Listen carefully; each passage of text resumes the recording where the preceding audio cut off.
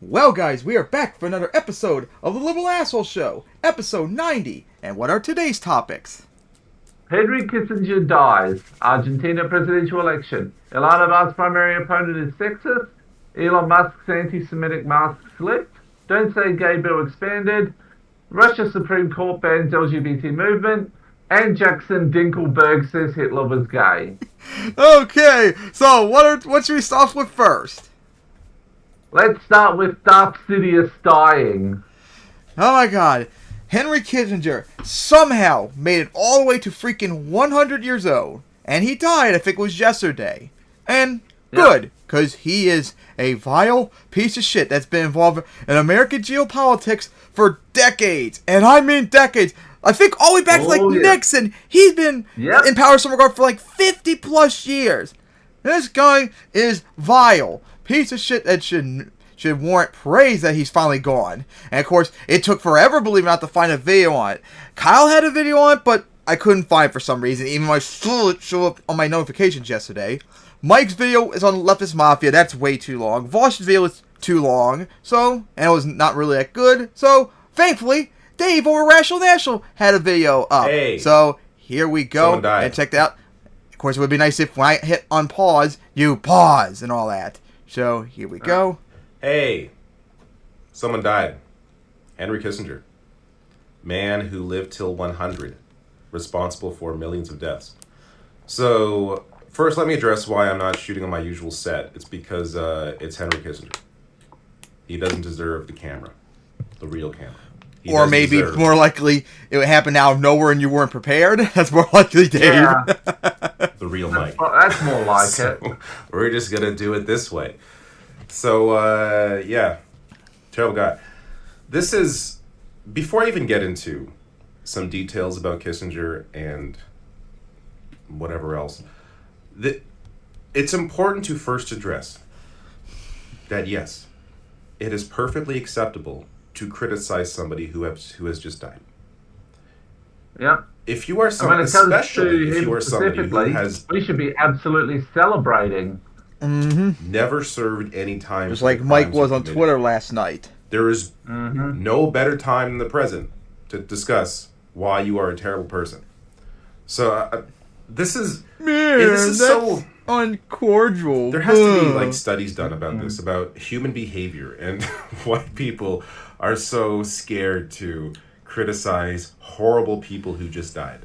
It is really a bizarre phenomenon. Like I almost understand it because I feel like I was probably one of those people 10 years ago when I wasn't doing this stuff. But the more you learn about people and just how there are very little repercussions for the most horrible, powerful people in the world, the more it makes sense to talk about how horrible those people are once they pass. It is the perfect time to do so because there was no need to remember that person fondly when they were a terrible person responsible for the deaths of millions. So, on Henry Kissinger, it's not even just about Kissinger himself. It's the blueprint that he essentially put forth that U.S. foreign policy has followed since, in terms of indiscriminate bombings, in terms of the attempt to, police the world in the way that the U.S. empire views or wants to see the world, the overthrowing of governments. It's doing things secretly, like when it comes to Cambodia. So we'll get to a bit of that. But it's the blueprint that he set forth that, we're not even including in the numbers in the death toll that he's responsible for, but we really should be considering the impact that he's had. So I'm going to reference just a few things here. The Rolling Stones. The Rolling Stones. RollingStone.com has a great piece breaking down Kissinger's entire history. So I will link to this below if you really want to get in depth and get specific and go through all of it, or at least, a good chunk of it without reading a full book. They really do a good breakdown. But I'm going to quote a bit of them here. So they write, the Yale University historian Greg Grandin, author of the biography Kissinger's Shadow, estimates that Kissinger's actions from 1969 through 1976, a period of 8 brief years when Kissinger made Richard Nixon's and then Gerald Ford's foreign policy as National Security Advisor and Secretary of State, meant the end of between 3 and 4 million people. That includes quote-unquote crimes of commission he explained, as in Cambodia and Chile, and omission, like greenlighting Indonesia's bloodshed in East Timor, Pakistan's bloodshed in Bangladesh, and the inauguration of an American tradition of using and then abandoning the Kurds.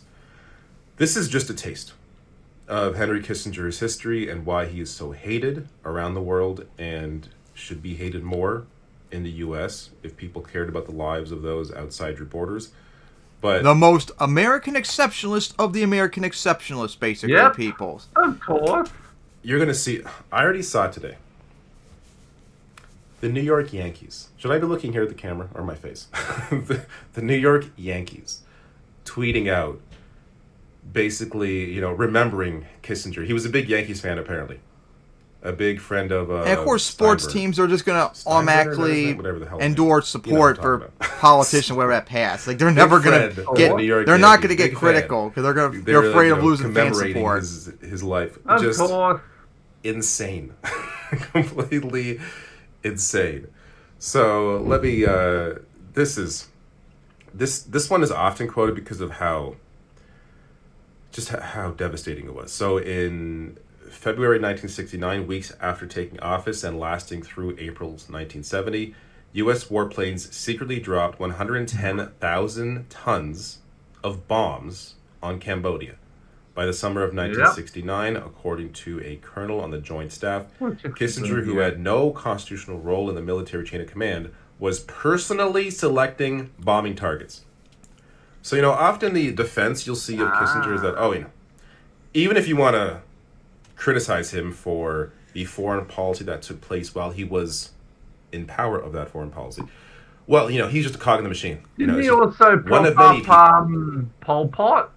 Yeah, because, guys, during the Vietnam War, America decided to bomb Cambodia because the Viet Cong was using the roads to travel through to avoid getting bombed themselves. Well, America bombing Cambodia led to the Khmer Rouge taking over in Cambodia, and that led to the Khmer Rouge genocide that killed like a quarter of Cambodia's population in like 4 years.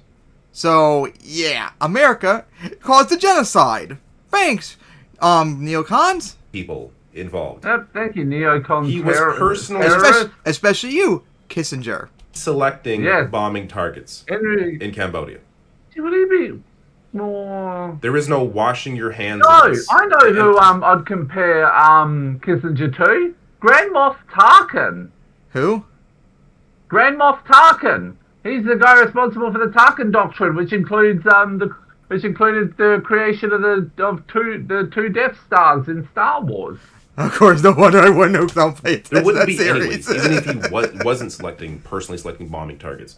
The fact that he was the man in power when it came to foreign policy during this time, and these were his decisions, this directly falls on him regardless of him personally selecting bombing targets or not.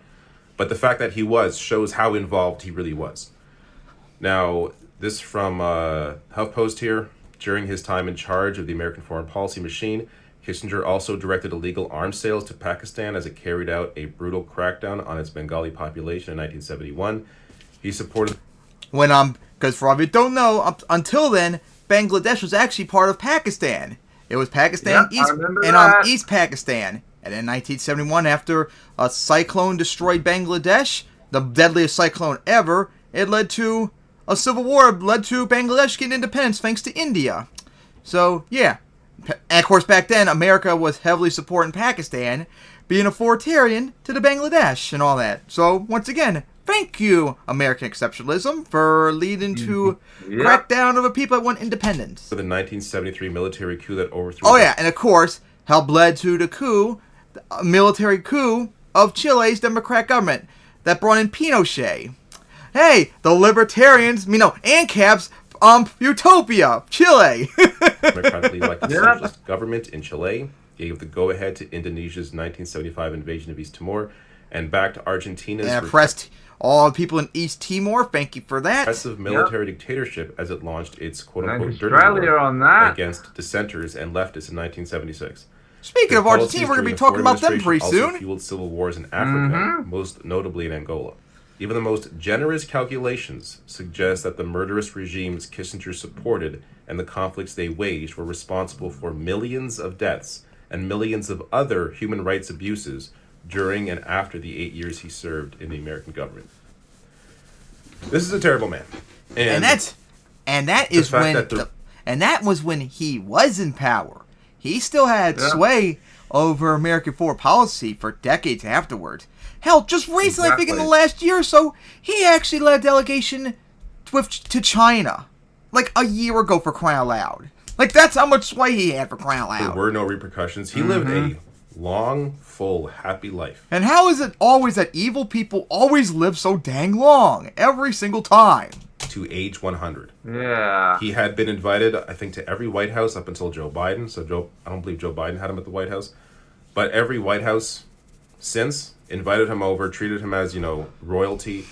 Hillary Clinton, of course, has quoted him as being a friend. The ultimate female neocon, as we all know. In 2016, one of the debates between Hillary and Bernie Sanders, after Hillary said that, Bernie's like, I'm happy to say Kissinger is not my friend. So... Now, I find it rather amazing because I happen to believe that Henry Kissinger was one of the most destructive secretaries of state in the modern history of this country. And, of course, Bernie being based as always. I am proud to say that Henry Kissinger is not my friend. I will not take advice from Henry Kissinger. That was one of those highlights of 2016. But it goes to how respected these horrible people are within the American elite. Like, they look at someone like Kissinger and they don't think about all the death and destruction he caused. They think, oh no, look at this powerful man that really set America as a world leader. Like, it's this twisted thing. Yeah, being a terror state, let's go. Lives don't matter. Unless they're American lives. And if they're American lives, who cares? Death and destruction all the way. As long as America's in charge and, they're the power and they're dictating what's happening, that's what's important. Not human rights abuses. Not the lives of people, the ability for people to live happy, fulfilling lives, all across the world.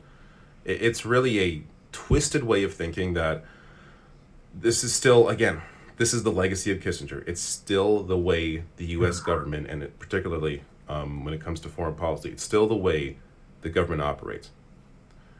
So I wrote some other, this other thing is worth mentioning as well. I mean, there are so many, random facts about Kissinger, but this is from the Rolling Stone piece, but they mentioned how he sabotaged an early end to the Vietnam War in 1968 so that he could position himself to help Nixon get elected national security advisor. As long as Republicans undermine national security to help try and get election wins. Bloodthirsty. They've been doing it for decades. Mm-hmm. It doesn't really matter what the motivations are because the result is the result. But understanding that this is a man who, at the very least, wanted power for himself. And that's what led his desire for power, for his desire for his career, directly led to the deaths of millions of people. Yeah. And again, this goes to the Washington thing. How many think in politics this is perfectly fine. It's just instead of thinking, government should be about caring for people, should be about helping people, should be about moving forward as a society together, they instead think of it as careerism. What is best for my career? And look at Kissinger and think, wow, he did really good for his career, as opposed to thinking his impact on the rest of the world. I'm not sure what else there is to say. There's whole books of things to say. So I will link to the Rolling Stone piece and the HuffPost piece that I quoted as well below this video. The Rolling Stone piece especially, if you want to really get in depth and understand Kissinger, the Rolling Stone piece I think is a great one that really goes deep and gives you specifics and an overall picture of who Henry Kissinger was. Yeah, guys, he is a POS. Like, every single American foreign policy decision for the last 50-something years resolved around him, even when he was not in power. Exactly. And also, if I remember correctly, I think he's also, I can't remember what the term is, but he basically, if I remember correctly, he basically believes in the great power staff between America, Russia, and China like that. So therefore, he's okay with Russia carving up Ukraine, which is surprisingly very... Ukraine, Moldova, and Georgia. Mm-hmm. Keep the spheres of influence and all that. Even if they don't want to be involved with them. So yeah, we have to say about this POS finally hitting the bucket. Joy to the world, he is dead. Gee, if only my Finally. if only my freaking 666 stad queen and my Han over game a few months ago in EU4 would last as long as you did, my game would have been a lot more fun in that regard. But no, can't ever have good things, remember, even in video games. Nope. So yeah, good thing he's gone, all that. Now, hopefully, American exceptionalism and neocons will go away with him, too. Alright, so now, on to the next topic. Argentina presidential election and the election of a national anarchist. Yep! He calls himself a narco-capitalist, but let's be honest, considering what he's doing, considering what his beliefs are, he's just a he's a fascist. Let's just say that. Yeah, he is. Because that's what libertarianism leads to, people. Always remember that. So, anyways, Argentina had an election recently, and as always, since they can never have anything right going away, just like their neighbors in North Brazil, they elected a lunatic for president. And he is a hardcore ANCAP, but let's be honest, he's a fascist, because that's what fascist libertarianism leads to, especially economically. And yeah, it's insane. But of course, how he got in power is also not surprising either, because it sounds very similar to how America went too, back when Trump won. So yeah, let's listen to this cringe how he won. So I have an absolutely wild story here for you. Apparently, an anarcho-capitalist extremist just became the president of Argentina. So he made it to the runoff election. In the runoff election, the last I saw of the numbers is he had about 55% of the vote. And now this guy, Javier Milei, is going to be, let's just say, I'll say it nicely, quite entertaining for a number of years. But also, I feel terrible for the people of Argentina. So, right off the bat here, let's get weird up front. A previous career as a tantric sex coach and a ghost dog he chats to for advice, the very colorful life presidential of material, don't you know? Javier Milei. Yep. So look, there's no other way to put it. This dude is a weirdo, okay?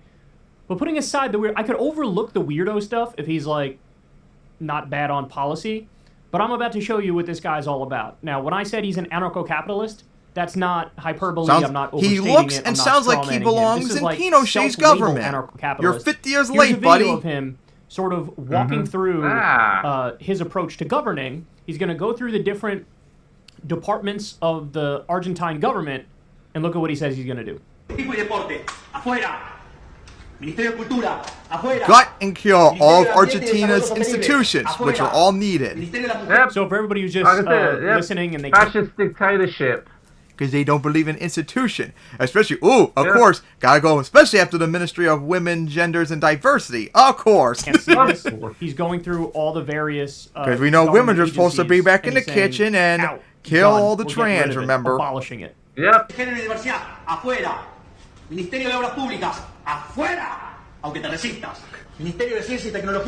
already see right-wingers making fun of, like, the Spanish stuff. Sounds silly.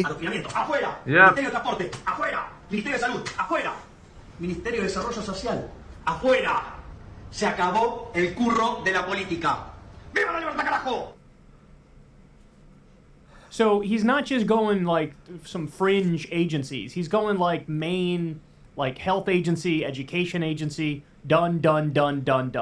Okay, but I have more for you. So here he is, talking about the left, and we have subtitles here. I'll read it for you guys, but look at how derisive he is towards his political opponents. Watch this.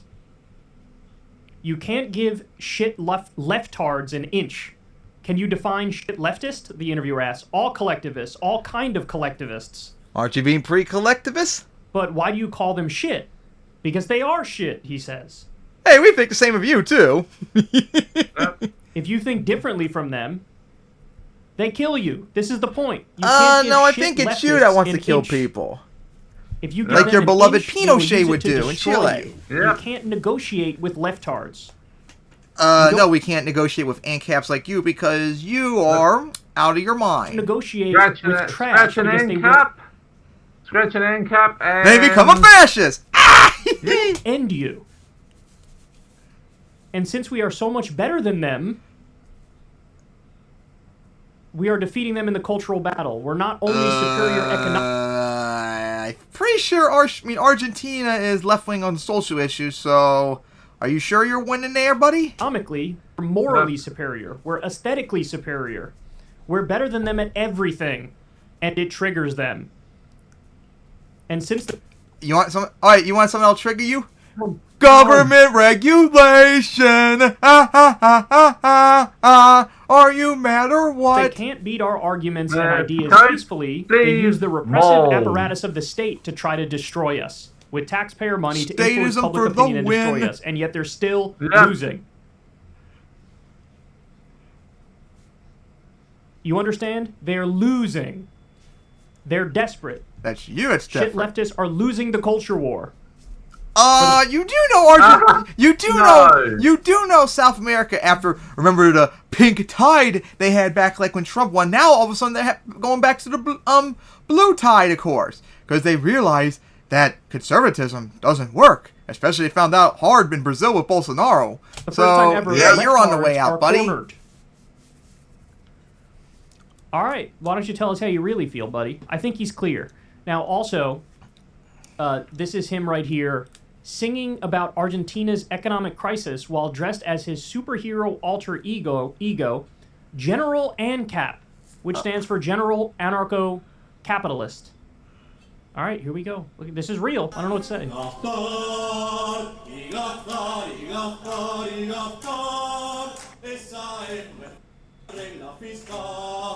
This is your new president, Argentina. Yep. Like, do you realize how he won silly the this looks? He won the election. Yeah. All right, so now General on a more serious ANCAP.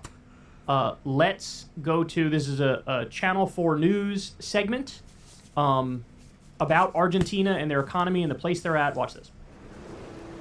And guys, before we begin, because I don't know if they're going to get into it, but Argentina for like the last 100 plus years has been an economic shithole. And I mean an economic shithole. They've actually went default numerous times. Even like in the last 20 years, for crying out loud. They are horribly mismanaged economically. It's amazing how Brazil is superior to them, and we know how bad Brazil is, for crying out loud. Oh my Yeah. god. This is the It's amazing how their neighbor to the west, Chile, despite having freaking Pinochet, after 30 years of him being gone, has become one of the more wealthiest states in South America. Buenos Aires you Yep. don't see in postcards. Maybe you should learn from Chile instead. 24 have long been bastions of support of the ruling Peronist party. But with more than 40% So I should explain, the Peronist Party is the center-left party. of Argentines living in poverty, there is a new kid on the block. Who doesn't look or speak like any other politician.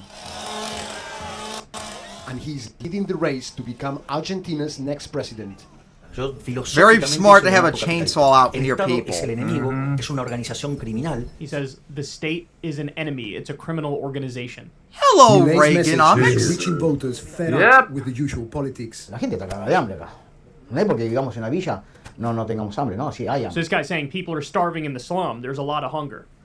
There's a lot of hunger. But they're voting for a guy who wants to gut all of the social services. Like, literally all of them in this guy's Yeah, case. you guys are actively hurting yourselves. Walter fixes bicycles for a living, I love but it. still relies on government-funded free meals, water and electricity to survive. The sort of state intervention that Milei opposes and would like to cut. But Walter will vote for him anyway. He wants change. Yo, por mes, estoy cobrando 60.000 pesos. No puedo comprarme calzado. I can't see what's said because Kyle's video cover up, but it said that he made like several thousand pesos, I'm guessing a month, which equivalent to euros would be 68 euros. 68, which in euros are slightly more valuable than dollars, but it's kind of similar. So like imagine having just $68 for an entire month. Calzado, ropa. Jeez. Porque la ropa This guy's saying I can't buy shoes or clothes. They're too expensive for me. es cara porque Argentina- Argentina. Oh yeah, the mic died here on Kyle's video for some reason, so I gotta go forward a bit. Great again. Here we Wow. go. Make Argentina great again. So copying a page out of Trump's book. MAGA. En 15 años Yes. podría estar alcanzando niveles de vida Destroy similares a los que tiene all that. Italia o Francia. Y si me dan 35, Estados Unidos. Give me 35 years and I'll turn Argentina into America. Well, in terms of economics, I mean, Argentina's kind of already there, so what more do you need to do? The supporters love his Yeah. chainsaw gimmick. He wants to send a message that he will rip through the status quo. I went to one of his rallies and saw how this political upstart with Elvis hair. is managing to win over middle-class voters. Cristian, cuéntame por qué vas a votar por mi ley. Mira, necesitamos un cambio. Hace un año que es una decadencia permanente de la Argentina.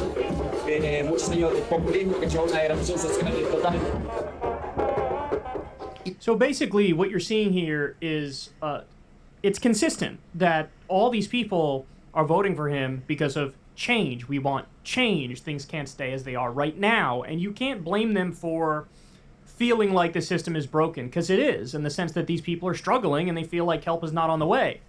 Now, of course, the problem is not all change is good by definition. It depends what kind of change you're talking about. And in his case, again, he wants to gut the entire government, the entire social safety net. And so I think there's going to be a rude awakening for a lot of these people when they realize, oh, he's coming after a program that I depend on and I rely on. So Vox had an article about him a while ago.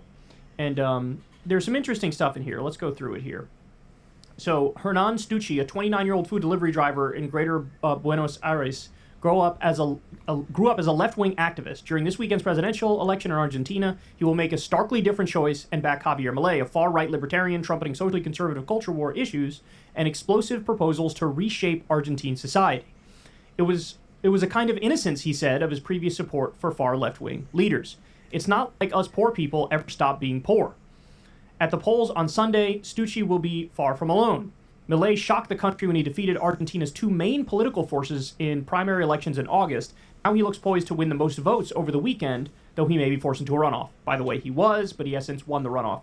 A main fount of that support is surprisingly young people and young men in general. So in other words, it's a lot different than, you know, like right-wing populist movements in other countries where they are largely supported by older folks. In the case of Argentina, a lot of young people are supporting Milei, which is definitely starkly different from almost everywhere else. Polls indicate almost 50% of voters 29 and younger back Milei, the wild-haired outsider and self-described anarcho-capitalist who inveighs against traditional politicians, branding them as members of a caste that must be done away with. His campaign slogan is "Get rid of them all," which carries echoes of the Trumpian "Drain the swamp." A win by Milei's ascendant campaign in Argentina would serve as yet another indicator of the far right's rise across the Americas and around the world. But young voters' support sets Milei apart from the far right stars he is often compared with, including Trump and Jair Bolsonaro. With over 100% inflation crushing Argentine pocketbooks. Yeah, guys, like, you see Americans, like, the last, 2 years cry about inflation being at 8%. In Argentina, It's 100%. And that's honestly been the case for Argentina for decades. And I mean, no, not decades, over a century. Argentina's been an economic shithole for over 100 years. They've never recovered and all that. They can't ever seem to just fix it. Simple. It should be that simple. Milei's proposed solution is a radical plan to abolish the central bank and dollarize the economy by replacing the Argentine peso with the U.S. dollar, a move untested by countries of Argentina's scale. He has voiced support for other extreme positions, including liberalizing gun ownership and individuals' freedom to sell their organs. He denies human-caused climate change and opposes abortion. How can you be like some hardcore libertarian yet you are oppose abortion? That is a libertarian right, women being able to control their bodies. That's where the fascism comes in, people, because they're not libertarians, they're fascists. That's funny. So hardcore anarcho-capitalist and libertarian, but when it comes to the issue of abortion, all of a sudden he supports government getting directly involved. At rallies, he can often be seen wielding a chainsaw, symbolizing his plan to slash public spending, and unravel Argentina's generous safety nets. In Milei's view, the state should largely limit itself to homeland security. To that end, he has pledged to axe the ministries of education, environment, and women, gender, and diversity, among others. That Milei's platform has seduced the likes of Fox News firebrand Tucker Carlson isn't surprising, But Argentina's youth, in contrast, have traditionally not been associated with right-wing forces. For much of the century, the bulk of their support has gone to the left-wing Peronist coalition, a dominant electoral force in Argentina. As recently as 2019, when the last presidential election took place, young voters were seen as an important group in favor of the left-wing candidate and eventual winner. In the 70s and 80s, students and young people played a storied role in the opposition to the ruling military junta. And apparently Milei and his controversial vice presidential pick, they have ties to the military, and they downplayed the dictatorship's track record of human rights abuses. In that historical context, young voters' current poll towards Milei represents something of a paradigm shift. Experts say there are many reasons for that shift, but chief among them is the pain of a prolonged and worsening economic crisis, which has put many in the mood for a sharp turn away from politics as usual. It's also a reactionary impulse. There's a strong backlash against pandemic-era restrictions, which helped popularize Milei's anti-establishment rhetoric, and a spate of recent progressive wins in Argentina, including a momentous bill that legalized abortion in 2020. So now they go on to explain in this article that, like, on the social issues front, there's been a lot of movement in a more progressive direction. Like but I mentioned along with earlier, that movement in a more progressive direction when it comes to social issues like abortion, at the same time, they are massively economically stagnating, and they had, massive COVID lockdowns and things of that nature in a country that is relatively poor, and they can't work from home, so they can't get a paycheck. So basically, when somebody comes along and says, I'm doing away with all the COVID lockdown stuff's never going to happen again under me, I'm in favor of your freedom to work, it's like you had this anti-establishment backlash, but the anti-establishment sentiment cut in the direction of an anarcho-capitalist. And again, I think they're about to find out that's not, I don't think that's going to go very well. So what they said, it's like 40% poverty rate or something like that there. Huge economic crisis. They've already defaulted on debt as a country a number of times, including very recently, I think in 2020.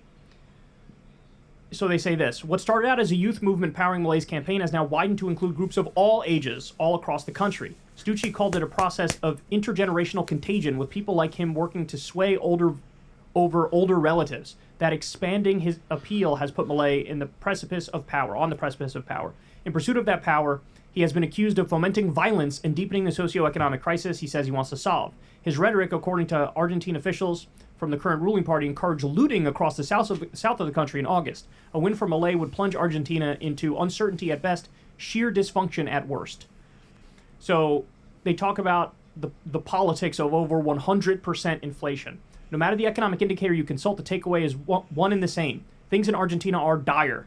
Annual inflation hit 138% in September, one of the world's highest rates. Just over 40% of Argentines currently live in poverty, up from 25% in 2017. So yeah, that's going to uproot. People are not going to support the status quo in a situation like that. The central bank is almost out of reserves, raising the risk of a potential currency devaluation, and yet another default. No one is unscathed by the economic malaise, but young people face higher unemployment. So they also go on to explain in this article that his move to basically do dollarization is kind of impossible and might actually hurt the country more. So here, I'll read you some of that. Milei's signature proposal to curb inflation, dollarization, is viewed by experts as likely unworkable, in part because of how few greenbacks are left in the central bank's coffers. Critics say it could wind up depreciating the peso even further and inducing more pain. In the 1990s, a dollar peso peg proved popular in the short term, but it led to a crushing devaluation, skyrocketing poverty, and bloody riots. According to Vomaro, young Milei voters are nevertheless willing to press the red button and let everything blow up. And so, look, this is, there's a lesson in here, right?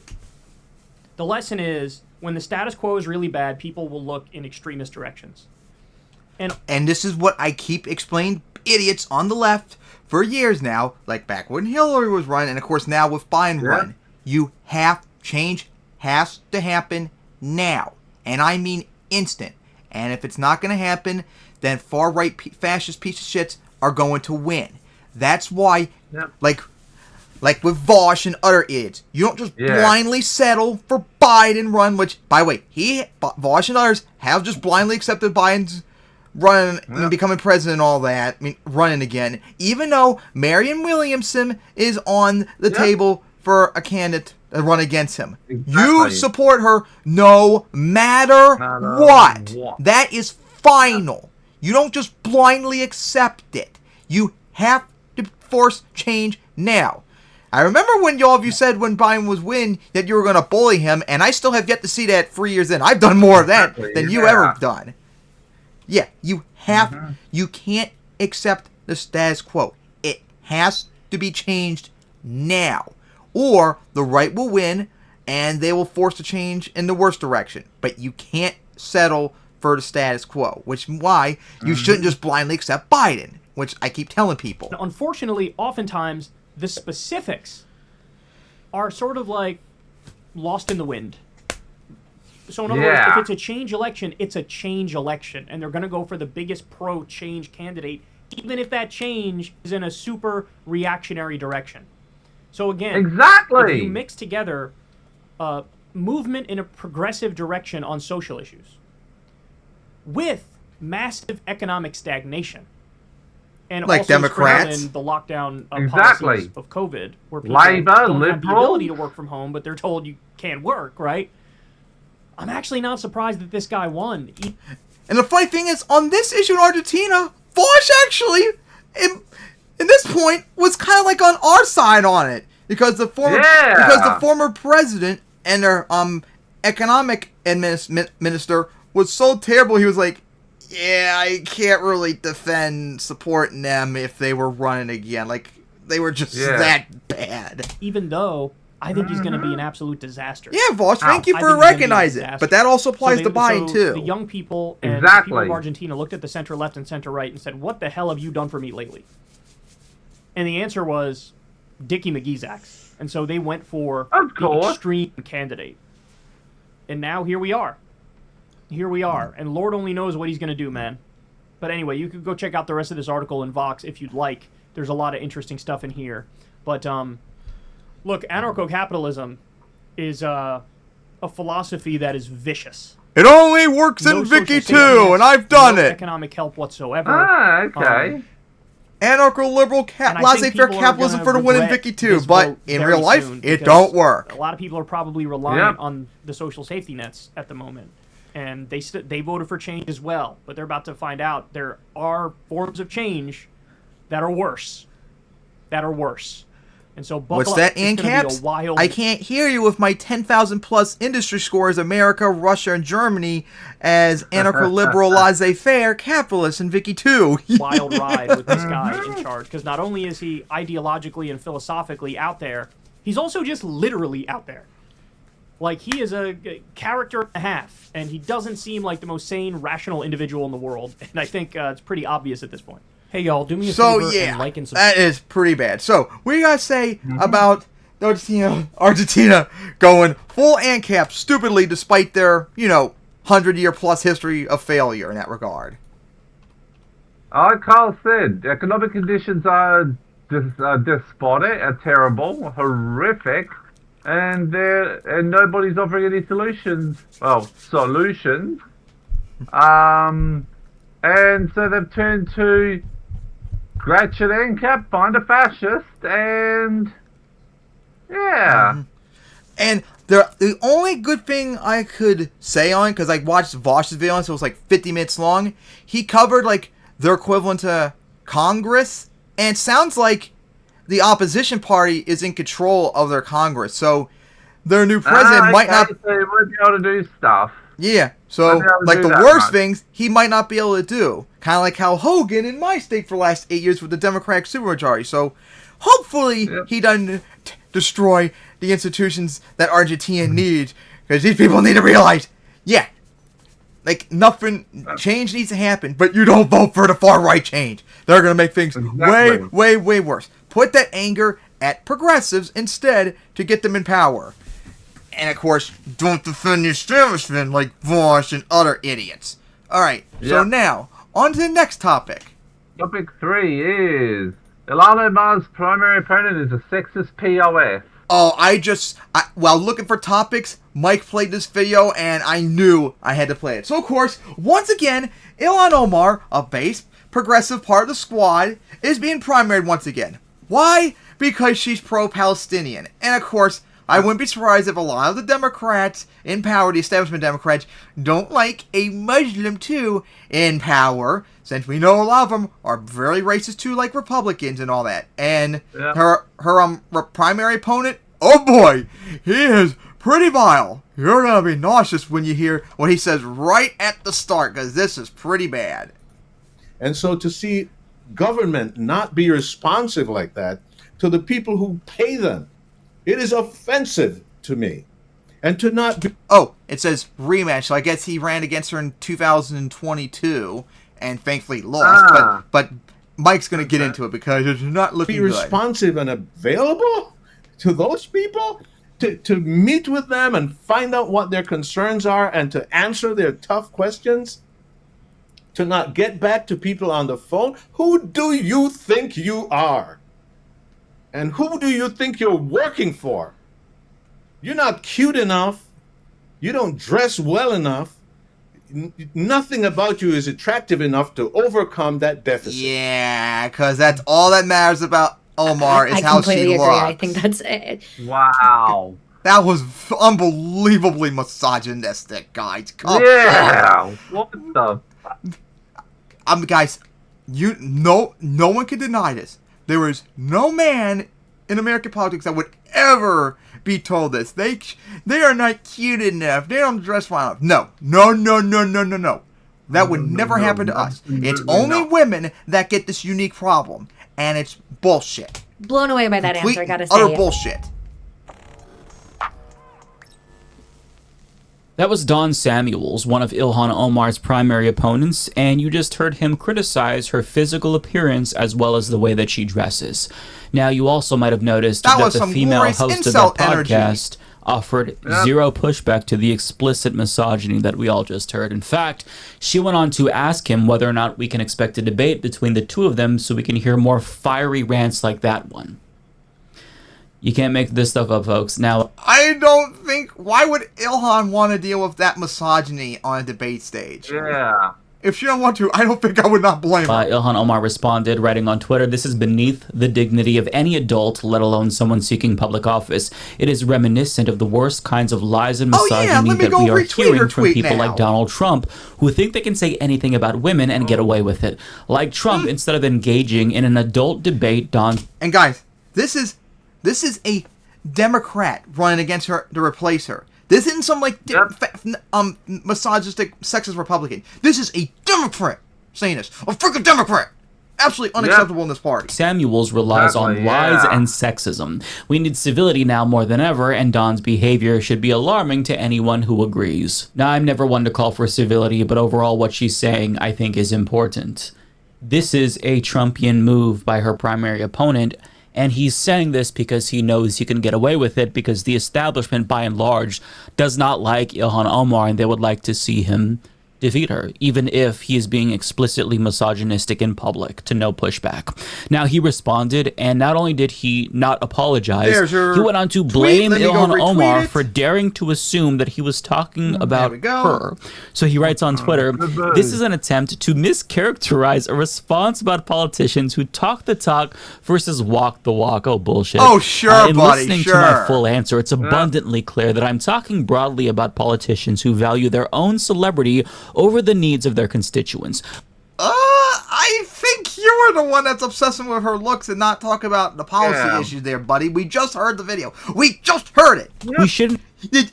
She's not cute enough. She's not dressed well enough. Misogyny flow out of my mouth. Oh, shut up. Be surprised Representative Ilhan Omar saw herself in my response. I strongly encourage everyone to listen to the interview for themselves. We heard it. You're a pig. And probably a pervert deep down. Question and answer begins at 21:49. Unreal. Now, I find this response pathetic for a number of reasons, and what I especially love is that he claims he's talking more generally about politicians and not just Ilhan Omar, which is a very unserious thing to say, just apologize, but he's not. Now, he gives you the timestamp so you can see the full context, which he believes will absolve him of claims of sexism, but I think that he posted the timestamp because he honestly believes that people won't actually listen to the question. But we'll go ahead and do that, because we need to see whether or not this is a mischaracterization to suggest that he was speaking about politicians more generally and not just Ilhan Omar. So listen to the way that the question was worded. Folks, like you mentioned, really like to have elected officials who not only talk the talk, but walk the walk. I spent 3 years out in Washington, D.C., working in Congressman Emmer's office. We had him on the podcast, and he really emphasized how he believes working in Congress is a customer service job. I know you've been critical about Congresswoman Omar's lack of town halls, constituent services. Speak a little bit to why you believe that's so important and how you would make changes if you're elected. Gee, I can't fathom why she would see herself in his response after she was quite literally name-dropped in the fucking question. Gee, no now, shit! Listen, even if she was never mentioned, it is delusional to think that he's... Gentleman is slightly a racist piece of shit, too. Oh. Since we know that he's a misogynist. Oh, but he's black, remember? So blacks can't be racist. Prejudice plus power, remember? No. Remember. Racism is genetic, genetic. Mm-hmm. It's only white people that can be racist. Only white people can be racist. Yep. Because they're genetically designed. They were designed to genetically by the Jews to be racist. There are literally black nationalists who believe that. Primary opponent. Yeah. Because who else would he be? I'm not even kidding. They are literally the Nation of Islam literally believes it. Referring to. If you're talking more general about politicians, most of which are male, by the way, would you bring up how they're not cute enough or don't dress well enough to get away with something that you think they're doing wrong? I mean, shut the fuck up. He's so full of shit. Now, I showed you all of the context, even though it's completely unnecessary, just so that way you can see how full of shit he is. I think that's pretty obvious, but the context does not absolve him. It's pretty clear that he was being explicitly misogynistic towards his primary opponent.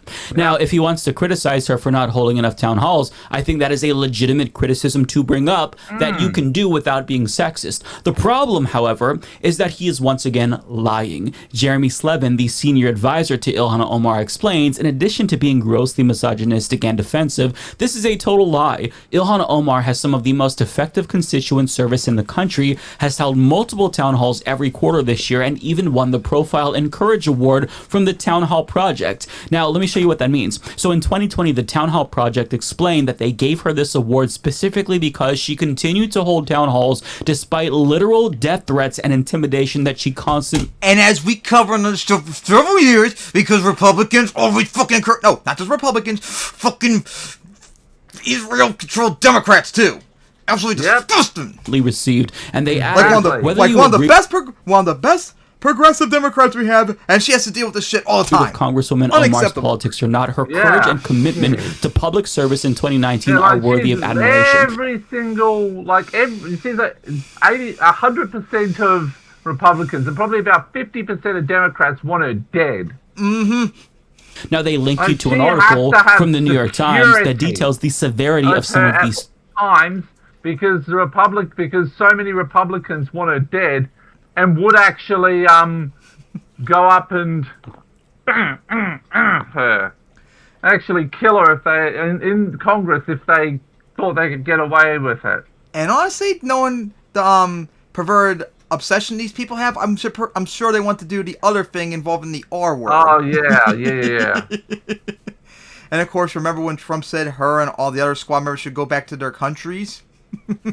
Yeah, but that was not racist, don't you know? That was not racist somehow. Threats that she received. One of them was from a man who called her staffers and asked why they were working for a terrorist and threatened to put a bullet in her skull. There we go. Despite serious and repeated threats to her life, she continued to hold town halls despite what Don Samuel says. But yet, he still doesn't think that she's doing enough and certainly isn't cute or attractive enough and doesn't dress well enough to overcome that deficit. I know you're very desperate to do ecchi things to her, but she doesn't want you because she has a brain. Sorry, buddy. Amazing. Exactly. This man is such a liar, and his ability to be so confidently incorrect is astounding to me. But I think it is a product of him getting that support from the political powers that be who want to see Ilhan Omar defeated. Now, that's why I think he's arrogant. He's arrogant because he can killed as well. Get away with a lot because They he knows exactly, that they can't explicitly say that. he can probably beat her, and the establishment is going to allow him to do and say a lot in his effort to destroy her political career. Now, I say that because even though Ilhan Omar defeated her Republican opponent handily in 2022, she actually almost lost to him during the primary. Yep. So he was about 2,500 votes shy of defeating her. And now he's sending out the bat signal to AIPAC, who announced that it'll be spending $100 million in the next election to defeat progressives who are critical of Israel's genocide. And this is why AIPAC is a fucking evil organization. Yep, In Gaza. exactly. Now, Mother Jones reports when he announced his challenge to Omar earlier this month, Samuels, who has also come out swinging against Omar's critiques of U.S. support for Israel, that's a red flag there, and policing in Minneapolis, pointed to last year's contest, claiming that that race laid the foundation for a rematch that holds the promise of a better future for our district. But that was also before he insinuated that the incumbent's appearance shapes your ability to govern. In other words, he's communicating specifically to groups like DMFI and AIPAC that he is in lockstep with them when it comes to their support for genocide in Gaza. And he almost beat Ilhan Omar the last time, so they would be wise to invest in his campaign this time if they want to get rid of her, which they do. Now, that AIPAC money could make all the difference this time. Guys, if you're in her district, fucking vote for Omar. End of discussion. She cannot be kicked out. She has to win. You understand me? I will do, I actually will vote Samuel like Vosh would do to me all the time, because unlike him, this is an actual valid reason to do it. You make sure Omar wins, and that's the end of the discussion. Because the money that he raised last time nearly drove him to victory despite having fucking misogynistic, genocide-loving idiot. Misogynistic, genocide-supporting terrorist. Who might not even win the actual general election, too, may I add. Whereas we know Omar can, and all that. And I don't think I want this piece of shit in the Democratic Party. We don't need no misogynist, genocide-loving idiots in our party. Policy substance. So more than $600,000 in outside money was spent on behalf of him, and that does not include the $130,000 in outside spending against Ilhan Omar. And as I alluded to, he wasn't even running on any particular policies aside from gun control and abortion rights, which Ilhan Omar already supports. But this time, he's not even pretending to care about policy issues, and his website literally does not even have a policy page because he knows it's not about policies, it's not about him, it's about defeating Ilhan Omar, and with enough money, he can make that happen. He can give the establishment what they want. Just like what happened with Nia Turner last year, remember, people? Yeah. And he could be the... You were not helping there. That's exactly what that's exactly what happened to Nia Turner. She was winning against Brown, and then all of a sudden, all the money came in to support her and help Nia lose. Chill that actually pulls it off.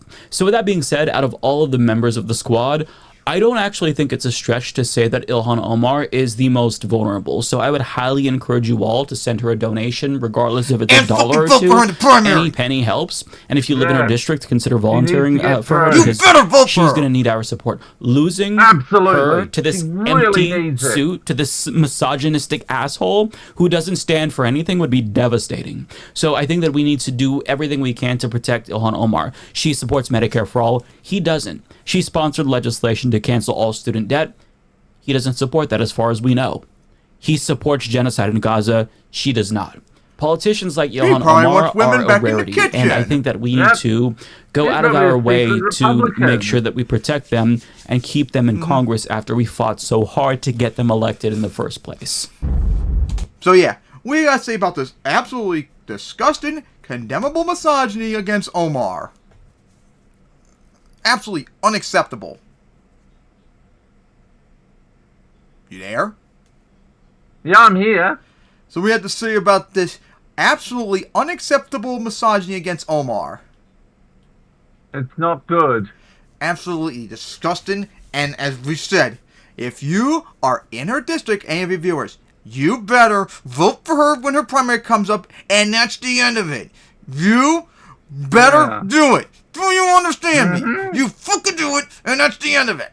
We don't need this piece of shit replacing her. She's based, he's a misogynist POS. We don't need this piece of crap in the Democratic Party. Get out of here. Go back to the Republican Party where you actually belong, buddy. disgusting. Absolutely horrendous. And thankfully Mike put that up because I couldn't find any other topics, so thank you for that. So now, on to the next topic. Hopefully something funny so I don't have to be so more angry. Nope, unfortunately not. Elon Musk's anti-Semitic mask slipped. Well, this is kind of funny because it's destroying his reputation. So, elongated Musgrave, of course, since he's bought Twitter, X now, has continued to destroy both him and X's reputation, and oh boy, he really let the mask slip recently as he's starting to tweet out anti-Semitic conspiracy theories. Gee, why don't you just quote the Protocols of Zion or whatever it was called and all that, make it simpler. This is pretty bad. This is funny watching him squirm as Twitter just loses value and value and value each day. Elon Musk is not a very happy person right now, and that's because he is hemorrhaging money as we speak with major companies like IBM, Lionsgate, Apple, Disney, Warner Brothers Discovery, Paramount Global, NBC Universal, Comcast, Sony, and Ubisoft, all announcing that they are pulling ads from Twitter. Now, this advertiser boycott comes in response to Elon Musk endorsing a viciously anti-Semitic and xenophobic conspiracy theory from this person who wrote, "Jewish communities have been pushing the exact kind of dialectical hatred against whites that they claim to want people to stop using against them. I'm deeply disinterested in giving the tiniest shit now about Western Jewish populations coming to the disturbing realizations that those hordes of minorities that support flooding their country don't exactly like them too much. You want the truth said to your face? There it is." Now, Elon Musk replied saying, "You have said the actual truth." Now, Jesus! Elongated Musgrave. Oh boy, that mask really slipped. Man, it must have hit the ground. Oh boy. So that most of you are already familiar with this deeply anti-Semitic conspiracy theory. Wow, Musgrave. Anti-Semite much. Is that Henry Ford? Do you have Henry Ford's spirit in you? You're not. Let me tell you who else promoted this. Quote, "The Hebrew Immigrant Aid Society likes to bring invaders in that kill our people. Screw your optics, I'm going in." Those were the last words posted online by Robert Bowers before he massacred worshippers at Pittsburgh's Tree of Life Synagogue in 2018. It was the single deadliest anti-Semitic attack in American history. In previous postings, Bowers explained the grievances that led him to commit mass murder. He shared meme after meme asserting that Jews were conspiring to flood the country with brown people in order to oppose and displace the white race. Quote, of course, anti-Semitism strikes again. Quote, "It's the filthy evil Jews bringing the filthy evil Muslims into the country." And Islamophobia too, let's go!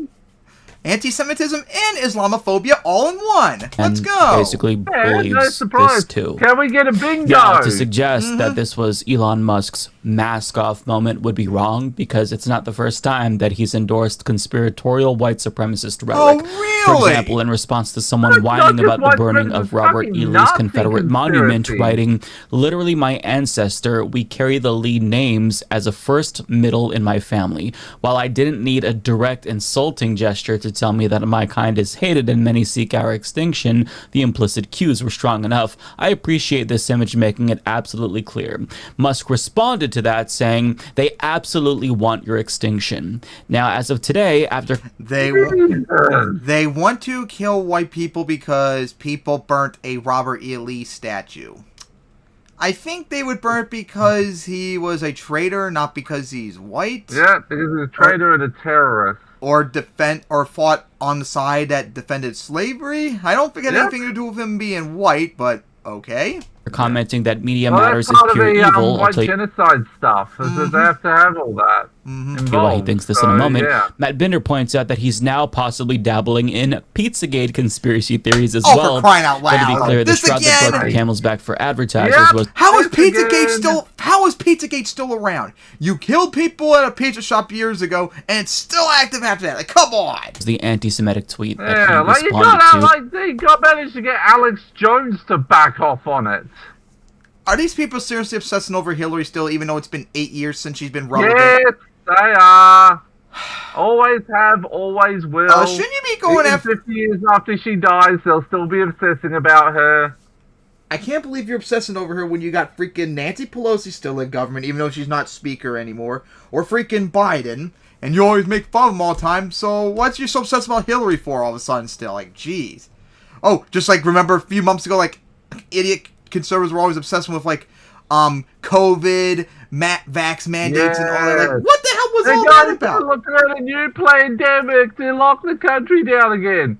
Oh, Sky News in Australia is still obsessed about COVID-19 being a Chinese bioweapon. Endorsing that vicious conspiracy theory. Now, he responded to... Can you all just tell them that they're racist already so we can just get over with it? accusations that he's anti-Semitic by saying, this past week, there were hundreds of bogus media stories claiming that I am anti-Semitic. Nothing could be further from the truth. I wish only the best for humanity and a prosperous and exciting future for all. Wow, that's very convincing. I guess he's just going to deny that he... The Nazis probably would say the same thing when they were genociding everyone in World War II. Endorsed an anti-Semitic conspiracy theory. Now... Everyone thinks they're a good person, oh, Musgrave. That's the thing, everyone thinks they're good. Putler as he genocides people in Ukraine. Pooh Bear in China as he genocides the Uyghurs in Xinjiang. They all think they're doing the right thing. Everyone thinks they're making the world a better place. It's not what they want that matters, it's their actions.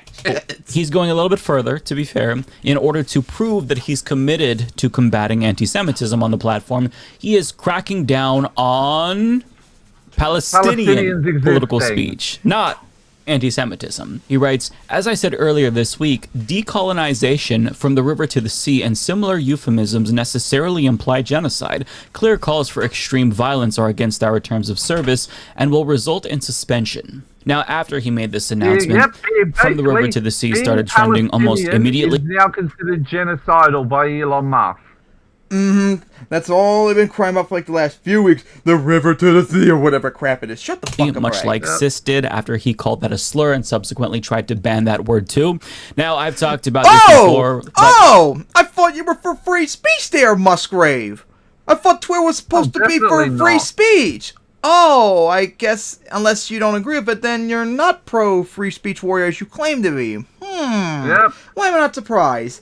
Technocratic fascism for the win as always. From the River to the Sea isn't inherently anti-Semitic. When Palestinians use it, however, they're effectively calling for freedom from oppression and a peaceful coexistence between Arabs and Israelis. So the context does matter, even if this is a little bit more complicated. But let's just be really charitable to Elon Musk for a moment, even though we don't have to be. And let's assume that he just wants to be overly sensitive to any phrases that can be perceived as anti-Semitic after his little oopsie. Fine. Wouldn't you take it a step further and ban all of the Nazis and white supremacists on your platform? Isn't that the most effective way to eliminate anti-Semitism? Don't you know how it works? Well, maybe, but these are the same people who also pay him $8 a month to get an algorithmic boost, which is why we're all seeing more Nazism and white supremacy and transphobia. So if he were to ban these folks who are paying them money, he's taking money out of his own pocket. Oh, boo! Hoo! $8 a month? Dude, you probably make infinite times more than that in a second. You're worried about $8. Get out of here. Because he won't take action against actual anti-Semitism and because he engages in anti-Semitic conspiracy theories himself, that's why advertisers are pulling out. You say one penny, you just can't say no. Very clearly not committed to combating anti-Semitism. But the story somehow gets even stupider because Jonathan Greenblatt, the CEO of the Anti-Defamation League, actually applauded Elon Musk for this move, saying, "This is an important and welcome move by Elon Musk. I appreciate his leadership in fighting hate." Now, I just want to pause for a moment and appreciate the absurdity of this situation. Really? The head of the ADL is praising Elon Musk, of all people, for his leadership in fighting hate on Twitter, of all places, in 2020. Yeah. Mike did a video on this sometime later that a whole bunch of like hardcore Israeli defenders are propping up elongated Musgrave, even though he's an anti-Semite because he's going after Palestinians. 23. In November, of 2023. We'll support anti-Semitism if it does what we want. Feels like we're living in the upside down. Yep. Like nothing is real because it's too stupid to be believable.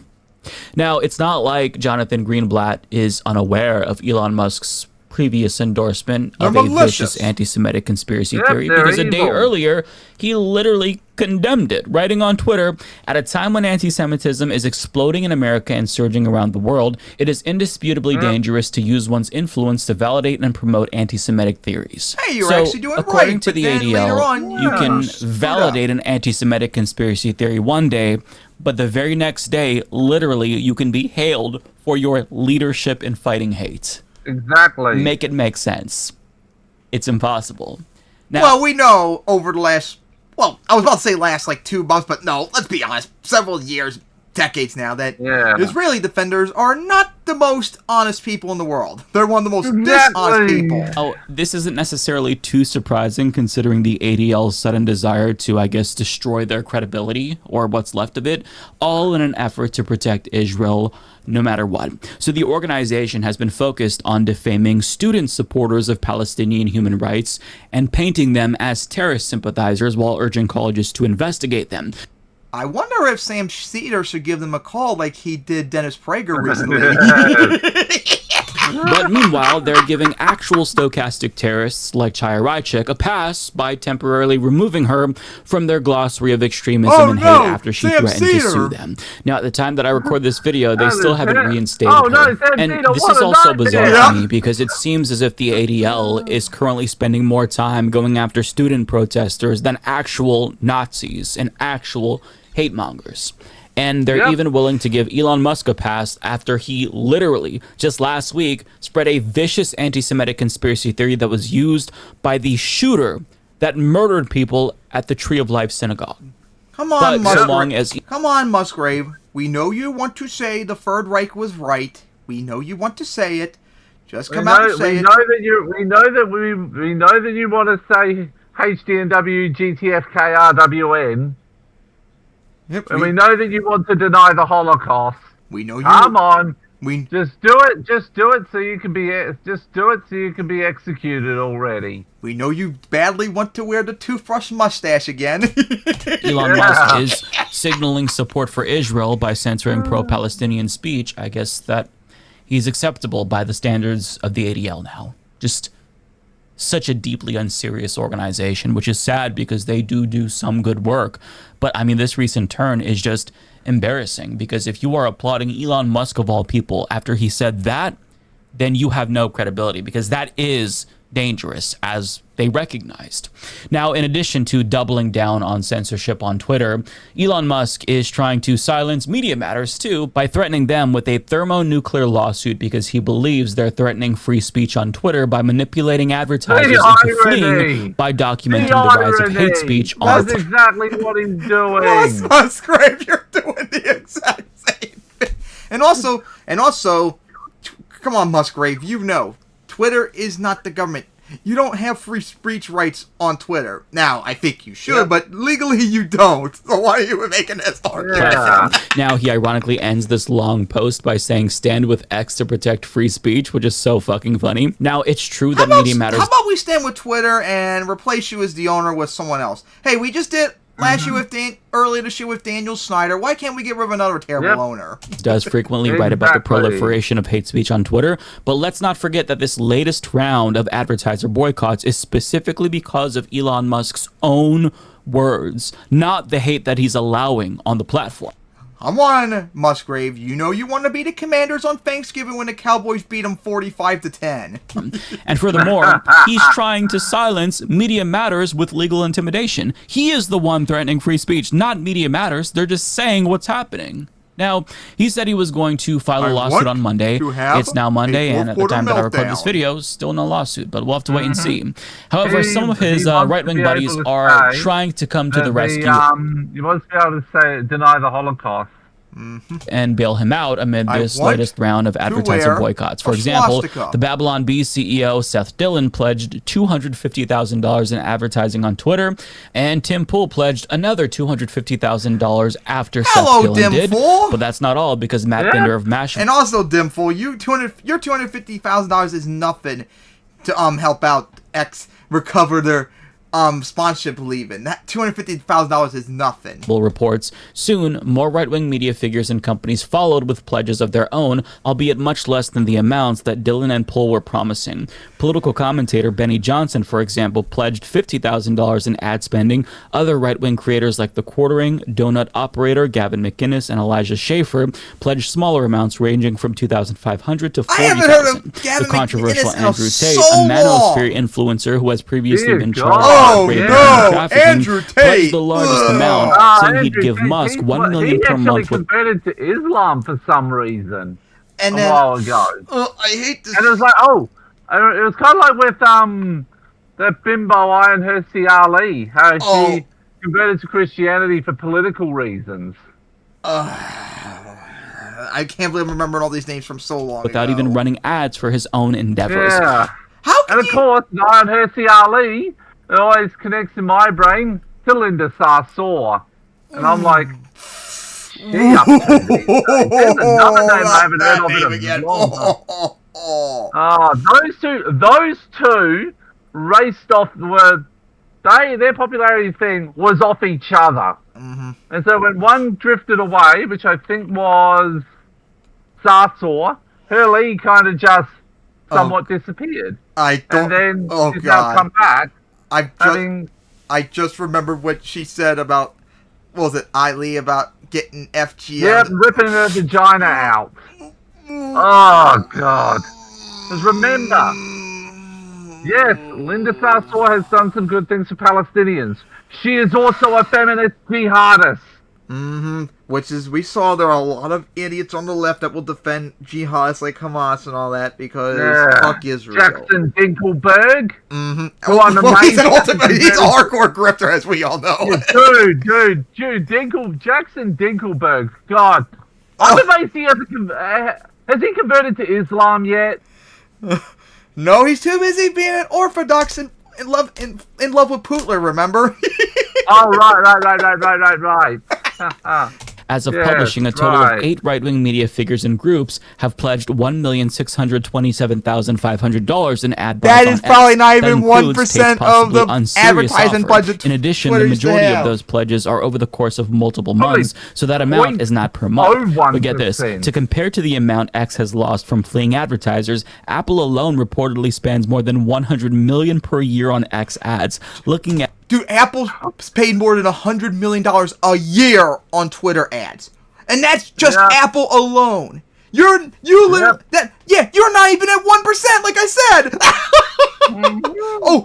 And according to this, if you add up everyone, advertising made up 90% of Twitter's $5.1 billion that they made a year before Musk took over. So, it sounds like advertisement makes, at the least, over $4 billion. So yeah, you guys aren't even probably a fraction of 1%, as you said. Oh my gosh. The fact that you guys think you're going to do anything is sad. More broadly, advertising made up 90% of the $5.1 billion that then Twitter made in the year before Musk. It's amazing how way on the mark you were. The reason why Bender thinks that Andrew Tate's pledge is unserious is because Romanian... 0.3 of 1%. Do the math.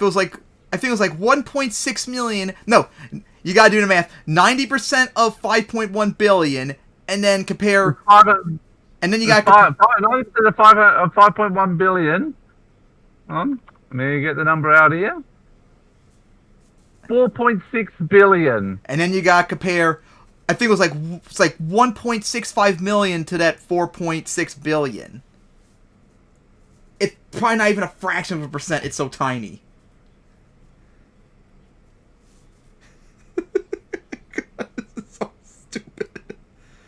0.03%.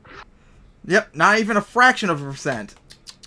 Yeah. And you guys think you're going to help out Musgrave. An authority said that he only had about $10 million in assets. And I say only, but that's still a lot.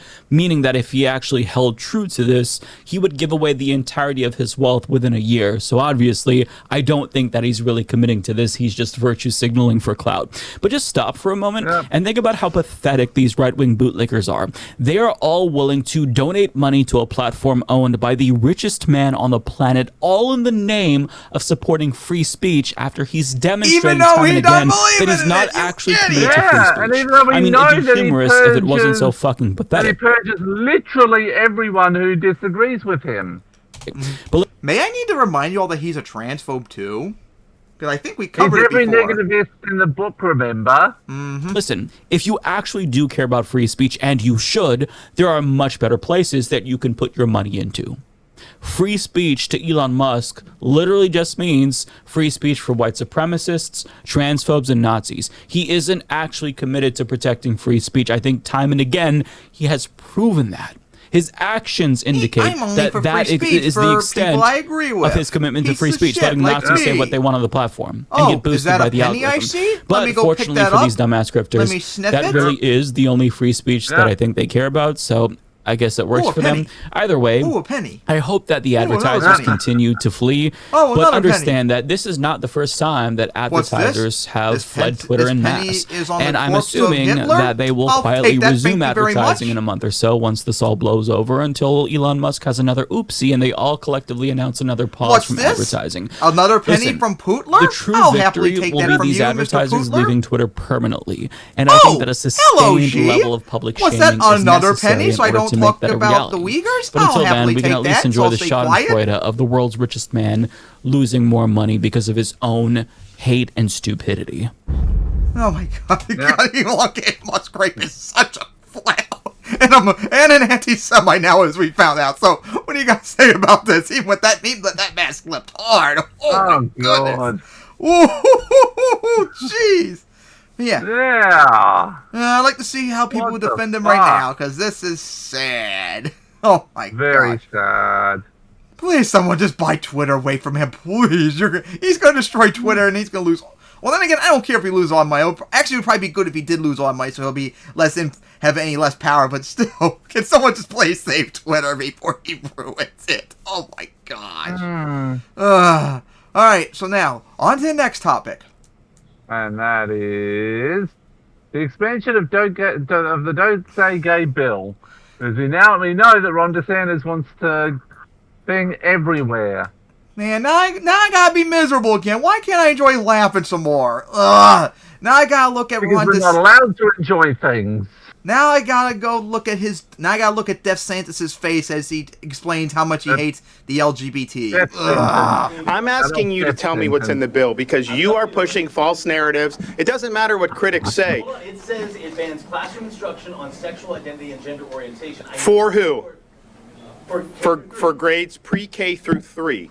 So 5-year-olds, 6-year-olds, 7-year-olds. So-called Don't Say Gay bill rules expanded through 12th grade in Florida. So yeah, it did apply to everyone, as we said it would last year when we covered this. Yes, and we know that eventually it's going to be expanded. Basically, After Florida Governor Ron DeSantis don't say gay everywhere. emphatically insisted Even his if it's like in the privacy of someone's own home, they'll be banned. Hey, Dev Sentence, shouldn't you be trying to save your presidential campaign instead of trying to make everyone's lives in your state miserable even more? I mean, it's not going so well. Like, it's hard to believe how last year we thought you were going to be the major threat to challenge Trump, and we should actually be scared of you more, but now it looks like you're not even a threat anymore. It's wild how much a year changes. Don't say gay law only apply. What? No, he's still somehow in second place. And Trump has like a 30-point lead. Though Nikki Haley is now threatening him at 9%. It's amazing how you blew it so badly. To It's like grades all 3 and Trump's under, fuck he up. then expanded it through grade 12 a little more than a year after it was signed into law. In other words, it was never really about protecting kids, but that's a lie that he had to tell people in order to manufacture support for it, and it was a lie that he pushed really hard. I can just say, as the parent of 3 kids that are age 5 and under, thank Yeah, and you for probably letting groom 'em me too. and my wife be able to send Yeah, our because you're a kids to hardcore kindergarten projector. without Oh no. them being Oh no, I better hope he sexualized. has no girls. Oh, please say no. Now, to be clear, when he talks about the sexualization of children, he is referring specifically to teachers who might indirectly alert students to the existence of queer people by mentioning a student who has two moms, for example, or by referencing their same-sex spouse. And that is exactly what ended up happening in practice. Some teachers in certain counties were instructed to remove pictures of their same-sex spouses from their desks and not wear rainbow lanyards that were given to them by the actual school district, who instructed them to not wear them in order to remain compliant with the law. Oh no, he does. Oh no, which one? Oh god, two of them! Oh no, it's gonna be Matt Walsh all over again. Oh no. Yep. Oh no. I feel bad for those kids having their dad being this much of a fascist joke. Ugh. Now, was this the actual requirement of the law? Well, nobody really Probably knows already due to its started vague abusing the eldest girl. wording, but the goal here was to chill any and all LGBTQ plus speech, and that's unquestionably the effect that it had. Now, earlier this year, a teacher actually resigned after the district launched an investigation into her because she dared to show her 5th grade class a Disney movie. And this Disney movie was Disney! Oh, Ron DeSantis is scared of you! You're the only person that, the only thing that, you're scared Adolf of Disney! hates more than gay people is Disney. And they've humiliated you! You're scared of Disney! You're scared of movies!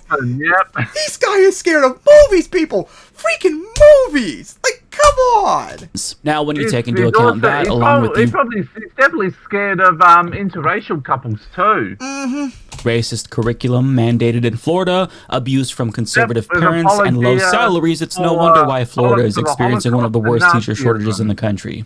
But despite the brazen unconstitutionality of Don't Say Gay, as well as the problems that it caused in Florida classrooms, dozens of states proposed their own versions of the law. And now, to make matters worse, Don't Say Gay could be coming to workplaces in Florida too. Because as Samantha Rydell reports, not content to only target transgender students and staff during school hours, a Florida Republican introduced a state bill this week that would effectively expand Governor Ron DeSantis' infamous Don't Say Gay rules to include government workplaces and nonprofits. House Bill 599, introduced on Tuesday by freshman Representative Ryan. It's going to be everywhere. Inclusive, expanded to be everywhere. Chamberlain makes sweeping changes to Florida employment statutes to declare that a person's sex is an immutable biological trait. The bill would prohibit government employees or contractors from being compelled to use a person's pronouns if those pronouns do not correspond to his or her sex.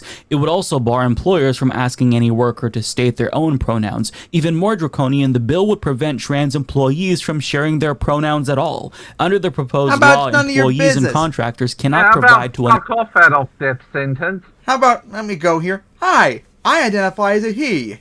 Oh no, I'm gonna be fired because of that. Aww. Employer, his or her preferred personal title or... Like, this can literally apply to cis people too, you know. Yep. Or pronouns, if again, they do not match the worker's assigned sex. Chamberlain's bill would also ban any tax-exempt nonprofit or employer that receives state funds from requiring any training. All the isms with these bastards.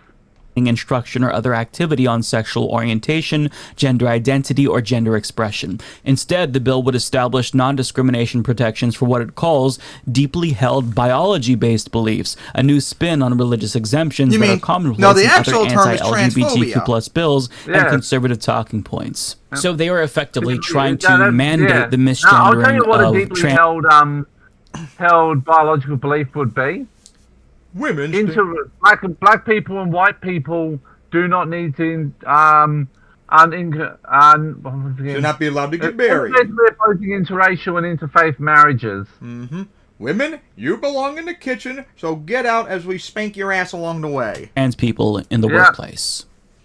Now, you're only allowed to state your pronouns according to the wording of this if they match your assigned sex. But I mean, if you're a trans person and you just say your pronouns anyway, and then you declare that those pronouns match your assigned sex at birth, what are they going to do? Check your genitals? It's unenforceable. Yeah. It's draconian. I mean, these people are very perverted, as we've seen over the last year or so with these clowns. Like, oh my God, do we really need to bring up the horrible things Matt Walsh said over the last year or so about how he thinks about underage women? I get sick just thinking about it. And remember that her eldest, and remember that his eldest is coming into the range that Walsh would if he isn't already abusing her, that he would definitely start abusing her. Oh, my head hurts just thinking about it. Speech. It's to push queer people, trans people in particular, back into the closet, so that way they can have their little Christian nationalist utopia without queer people. That's what they want to do. Now, the good news is that... They've done that with them, they'll be doing that with interracial couples. I wonder what they would do when people don't identify as LGBT when they are. When they're going to do that and how they're going to know. Hey, for all they know, I could be trans. What are they going to do about it if I don't say anything about it? Florida's legislature is currently out of session, so this legislation probably won't even be considered until March of next year, so there's plenty of time between now and then to organize against it. But the bad news is that organization might be futile, because Florida does not care about what its residents want, and this has the chance of passing. And if this passes, it could literally destroy LGBTQ plus nonprofits in Florida who actually do good work. For example, Florida lawmaker Ann Escamani warns that this could effectively mean that organizations like Equality Florida would be banned from existing, which is the organization, by the way, that issued a travel advisory over Florida's hostility towards queer people. So, I mean, the lesson here is that this was never about parental rights or protecting children.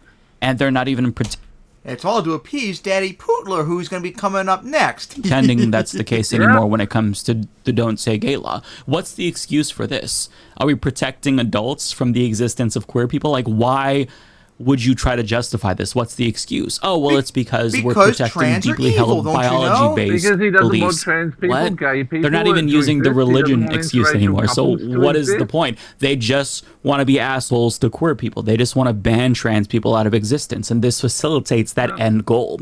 Now, when it comes to other anti-LGBTQ plus policies that they support, conservatives still sometimes have to pretend that it is indeed about the kids until their cause reaches majority support. Now, we've seen this with gender-affirming care bans. Earlier this year, Republicans in Kansas, Oklahoma, South Carolina, and Texas all introduced bans on gender-affirming care for adults until the age of 26. Now, earlier this year, Florida effectively banned gender-affirming care for adults by prohibiting nurse practitioners from administering it.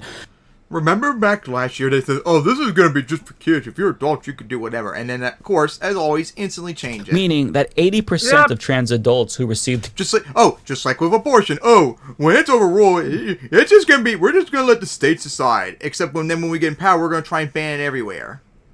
Because it's all because they're all fascist deep down people. That's why you can't ever support these fascist pieces of shit. Care from nurse practitioners could no longer have access to that care.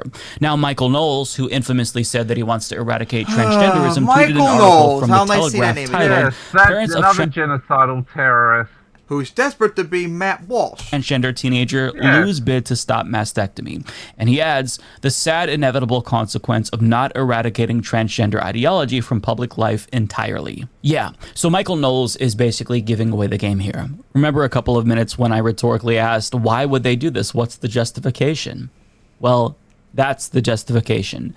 Don't Say Gay in the classrooms and the workplace facilitates the eradication of trans people from public life.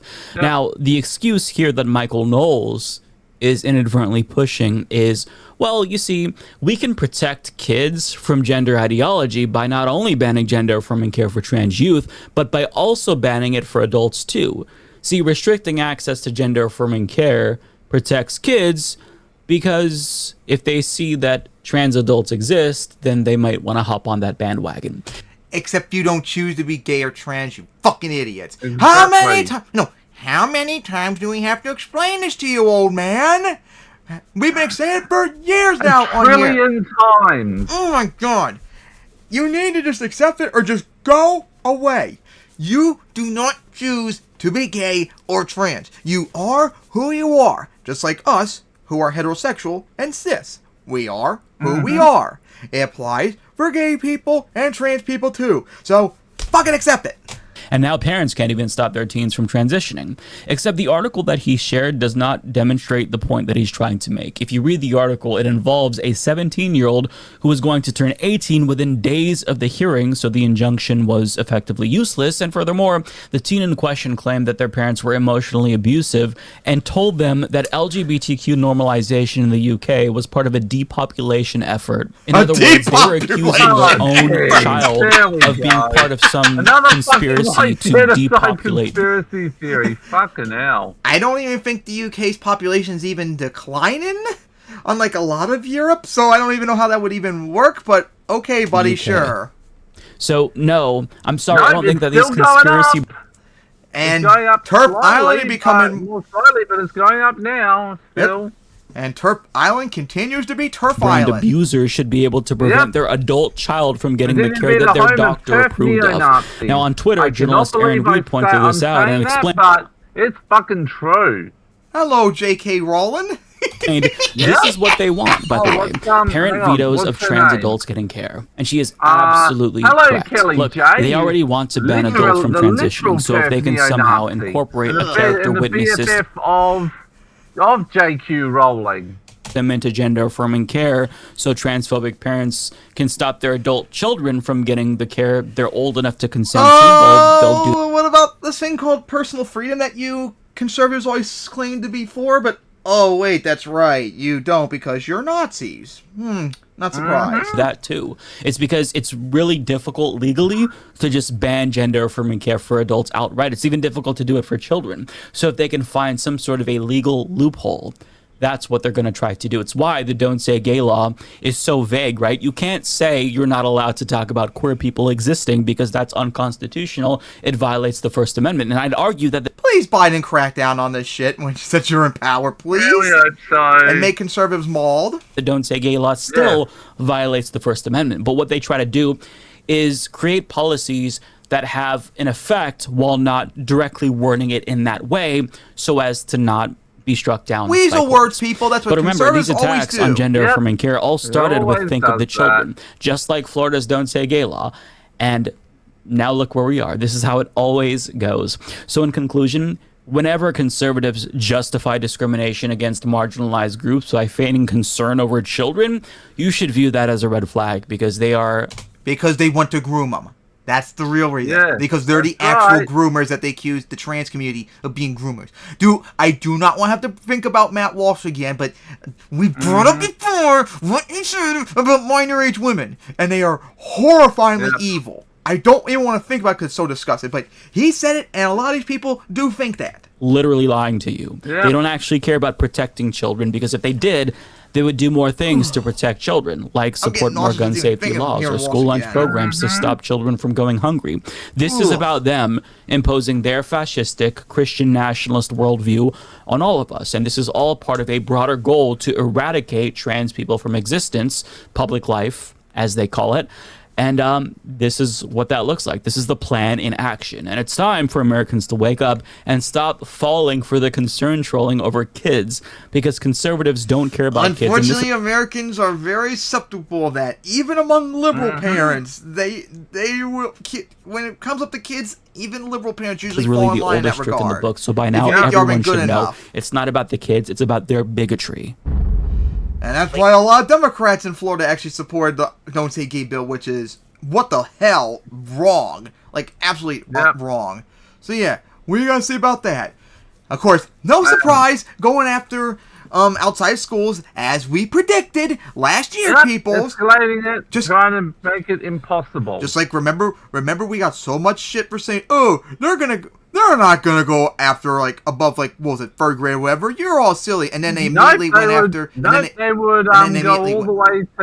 12th grade, yep. They went all the way up. All the way to 150 years old. And now they're trying to go for government business, government stuff and all that. Yeah, we called it, so I don't want to hear no crap. We were right, you were wrong, take the L. Absolutely unbelievable. All right, so now I'm angry again. Can we talk about something that's funny, please? Russia's Supreme Court banning LGBT movement. Well, now we know why. Now we know where DeSantis got his desires from. So, of course, this is like, what, the 3rd or 4th time in the last year or so that we've covered how homophobic Russia has come after they did the Russia-Ukraine war, as they keep getting worse and worse and worse. I wouldn't be surprised next time we cover it. We already know about the concentration camps, and I'm sure death camps in Chechnya. Yep. I wouldn't be surprised next time we cover because remember that the Chechens are Islamic Nazis. They're literally the only thing they're different between them and other Nazi Russians in Ukraine is they're Muslims. Is that the Chechens are Islamic instead of Christian. So yeah, I wouldn't be surprised the next time we cover this, Russia fucking has death camps of LGBT, for crying out loud. So yeah, this is unbelievable. And Vosh covered, but he didn't really do a good job covering it, so I'm actually reading a Sky News article about it. Russian Supreme Court bans the whole LGBTQ movement and brands activists as extremists. Judge whatever, don't give a fuck about your name, ruled that LGBTQ protesters were sowing social and religious discord and outlawed gay, lesbian, transgender campaigns. Though you guys are, because you're violent fascists. Just like you're genociding the Ukrainians, but I know you don't. Oh, that's right. SMO. That's right. I forgot. Military operation. Yeah. So, whatever happened about taking Kiev in 3 days? Remember what it is from No Fuckers. Can't wait to see what Hinkelberg makes excuse about that in the future. A Russian court has banned LGBTQ groups from operating across the country, said gay activists should be classed as extremists. The Supreme Court in Moscow declared LGBTQ activists should be banned from taking part in campaign in Russia, sparking fears gay people will be rounded up and thrown in jail. That's probably like the best case example for you. I'm sure you'll be just all killed. Yeah, they'll be going from place to place, just probably just disappearing them. Guys, Russia is literally going the way of Nazi Germany when it comes to oppressed groups in the country. That's how the Nazis started. They didn't start genociding Jews and whatever. It was a slow process that eventually led to it. And Russia's really ramping up that step. So let's see. The landmark ruling today effectively outlawed LGBTQ activism. In another step, Russian authorities have taken recent years against gay, lesbian, transgender rights. The legal request was made by the Justice Ministry earlier this month, a move to shut down those pushing for increased rights through the country. In the filing, it was claimed signs and manifestations of an extremist nature by an LGBTQ social movement have been discovered operating in Russia, include incitement of social and religious discord. No, that's your guys' fault for being a authoritarian piece of shit. However, no evidence of this was submitted to the courts as part of the government's department case. Well, no surprise, because the LGBT are based, and you don't like that they're based, because you want to be Nazis. The Supreme Court took just over 2 hours to issue its ruling after opening its session. 2 hours to rule that LGBT don't have rights in Russia. Man, even SCOTUS doesn't take that short, for crying out loud. That's pretty sad when somehow they're better than you. The precedents took place behind closed doors, and no media were allowed inside the court during the deliberations. Why am I not surprised? But reporters were allowed to hear the decision. It is the latest move in a pattern of increasing restrictions in Russia on expressions of sexual orientation and gender identity, including laws outlawing the promotion of non-traditional sexuality and banning legal and medical changes of gender.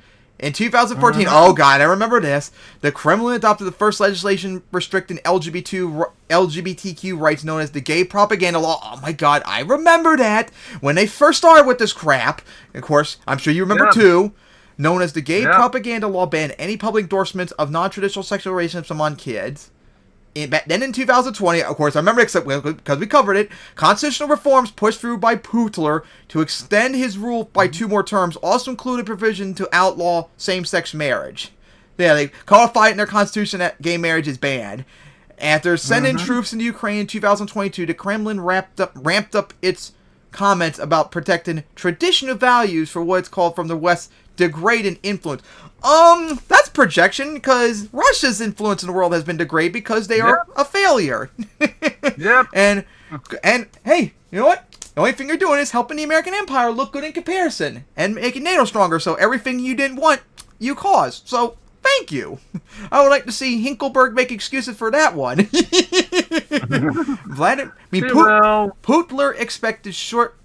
Putler is expected shortly to announce that he will seek a new 6-year term as leader in March, and has long sought to promote an image of Russia as a guardian of traditional moral values in contrast with the decadent West.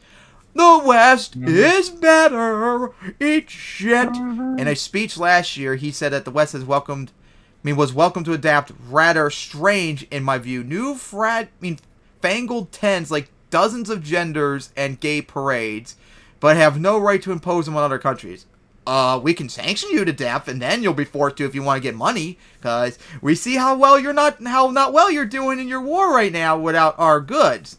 Yeah. Maybe you should learn to accept that we're superior, and also, does the genders? Yeah, because it's a social construct. Genders is a social construct. The 70 genders thing is real. You can be whatever you identify as. And gay parades, that's based. What's so wrong with that? Hell, even Russia still has them too, much to your anger. Putin's spokesperson, Peskov, told reporters before the court decision was announced that the Kremlin was not following the case and had no comment on it. Oh, yeah, sure. Sure. I'm sure they had no involvement in it whatsoever. Alexei Sergeyev, an LGBT activist in St. Petersburg, said in an interview earlier this month that after the filing was made on 17th of November, of course it was very alarming. I don't remember the threat ever being so serious and real. Yep, that's someone we actually have to care about, instead of evil people for once in here. More than 100 groups are already banned in Russia as extremists, including the Jehovah's Witnesses. Really? The Jehovah's Witnesses? The only thing... literal Nazism right there. The only thing annoying about Jehovah's Witnesses when they come to your door, they're not extremists. And organized... by the way, we had something funny. So my mum, when my family does that, whenever they used to show up, my mum would be like, "Hello, well, I'm agnostic, and Dad's a pagan." And they'll leave quick smart.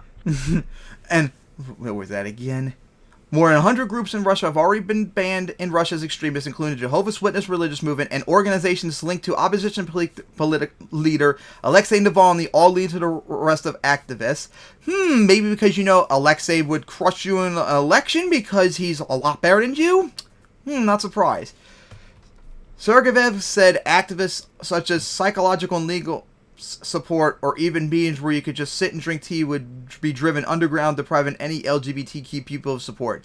He had, "We will either commit suicide or simply be in some terrible state. Their lives will be shortened and their health will deteriorate. They will drink and smoke more, so on, somehow try to escape this reality." Well, you could, if you're able to, leave that shithole to the west, where you'll be treated like a person, and that way you don't have to kill yourself or drink yourself to death like Russians usually do. Try and do that. That way you don't have to suffer in their existence and all that. So yeah, that was it and all that. So once again, we have to say about the Russia going one step closer towards genocide of LGBT. It's no surprise. We know that Putin was like his fucking Sieg Heiling when he wakes up. Putler kaput! And all that. Oh my god. Oh my god, just like with Death Sentence, you in Russia, of course, I'm sure none of you are watching, are gonna have to accept the fact there's nothing wrong with being gay or trans. And also, we're superior than you. How about that? If you can't even beat Ukraine, for crying out loud, you think you can take on America and Europe? I have a bridge to sell you, buddy. You are going to be so dead. So, drop your fascists and start being progressive. And then you'll finally realize, oh, these decades and centuries of being terrible will actually be based for once? Oh, we just gotta drop being authoritarian, except that we're inferior to the Europeans. Oh my god. So yeah, absolutely horrible and all that. So now, on to the next topic. The final one. Jackson Dinkelberg says Hitler was gay. Finally, I get to laugh again at, good old Hinkelberg. Of course, remember he's Dinkelberg. Yep, guys, remember when we covered Dinkelberg back a few weeks ago when we covered Grifters on the Left and how he went hardcore, like anti-Israeli. He's like defend Palestinians at all costs, like literally promoting every single thing. All about. Remember, it's all in service of his American diabolism.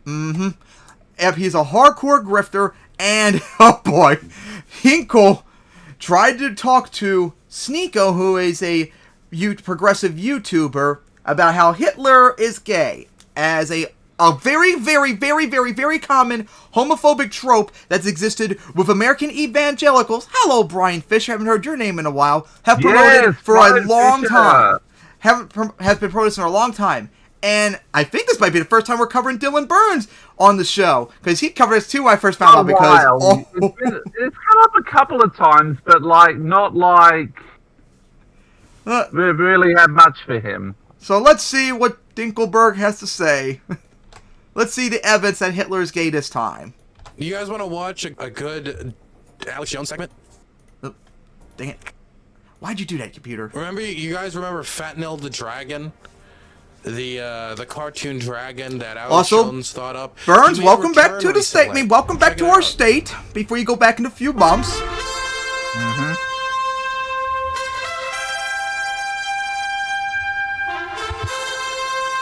Oh no, he's watching InfoWars again. Oh my god.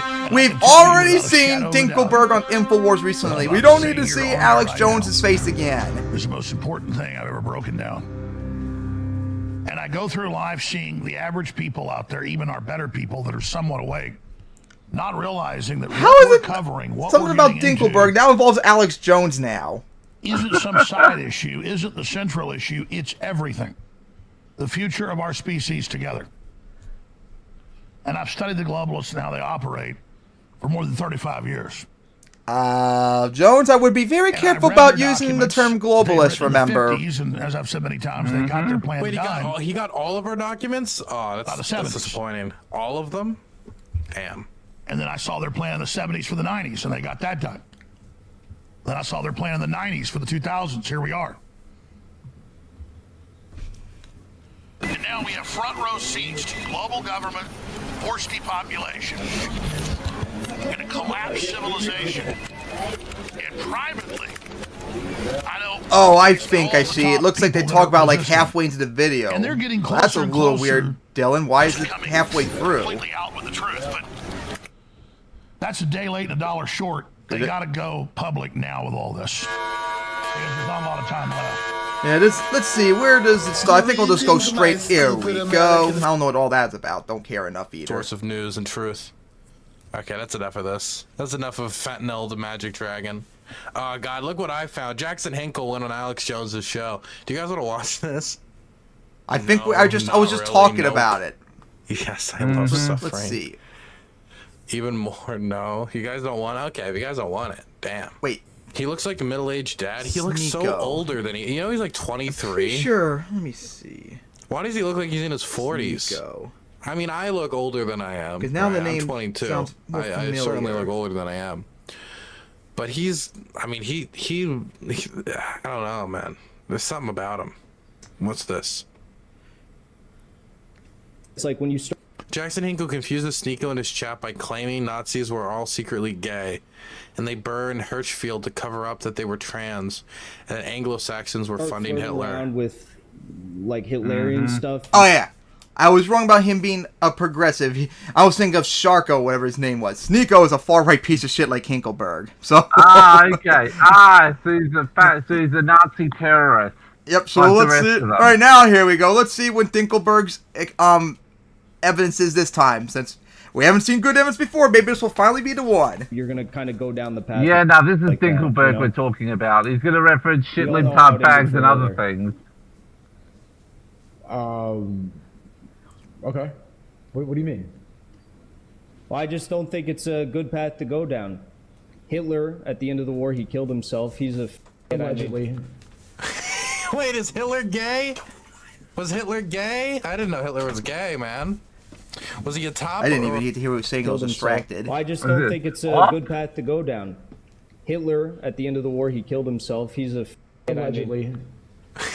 Wait, is Hitler gay? I think he called Hitler a gay? faggot and it was censored. Man. Was he a top or a bottom? Was he a bear, an otter? What, he was the... I don't know what's worse. Saying Hitler was gay as a way to demonize LGBT people, or using the F slur. Probably not a bear. But I'm not surprised. Wait, though. I think... Yeah. No... Oh, yeah. I remember when Hinkelberg called someone who called him a dork at a rally a faggot right back? Yeah. And he was making excuses that, I didn't call him that. I called him something else. Yeah. I never saw him on Queer Eye. Well, and he allegedly didn't burn the Transgender Institute because Nazis weren't all transgenders and gays. You know, that was like one of the first things the Nazis did. They did destroy that institute in Germany. That was like one of the first things they did. They were all transgenders and gays. I just want to remind everyone for the record that the Nazis put gays in death camps and killed them. Just throwing that out there. Right into the Holocaust. I just think that I don't think it's smart to flirt with that stuff. Wait, so you're saying Hitler was gay? 100%. What the fuck? 100%. They were all transgender. Dude, Sneeko was like, what the fuck? Come on, dude. Why are you making Sneeko look good? Transgenders and gays. The Nazis? Yes. That's why they burned that Hirschfeld Institute, whatever it's called. Hirschfeld tried to start implementing transgenderism, and then they burned his books, and they... No, they were burning all the trans and gay books and putting them all in camps because it was just a really, really, really internalized homophobia. The doctors within Hirschfeld said that it was burned down because the Nazis had all of their private information in the institute because they were... That's why they burned it down. I thought And they were all gay. They said we had all the documents proving they were gay, but they all. Oh come on! I was expecting better. All evidence that Hitler was gay. Why is it that Brian Fisher seems to have better arguments now than you? Oh come on! Really? So you just have to take our word that Hitler really liked big femboys. They burnt down the Transgender Institute because the institute had private information on them. Get out of here! How does anyone take this fucking clown seriously? The only source on record from within the hospital said they... Even Sneeko's chat is like, what the fuck? Liar. Literally a lie. Huh?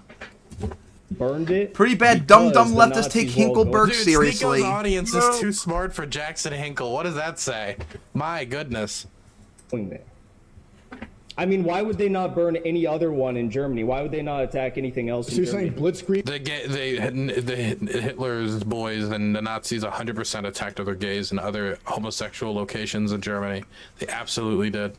He was a bunch of fucking Come on. They lost. They lost. They were pretty damn close to taking over I can't believe that a bunch of gay people were being able to take over the world.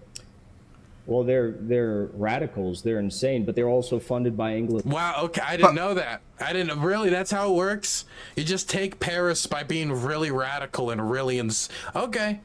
No, it's more they just got lucky. Hitler wanted to conquer Paris because he thought And yes, guys, most of Germany's accomplishments in World War II in terms of taking over much of Europe, a lot of it was just pure luck. Taking over Poland when the French could have just invaded them through the Saar offensive, and they stopped like soon afterwards when they could have just marched on to Berlin with no effort.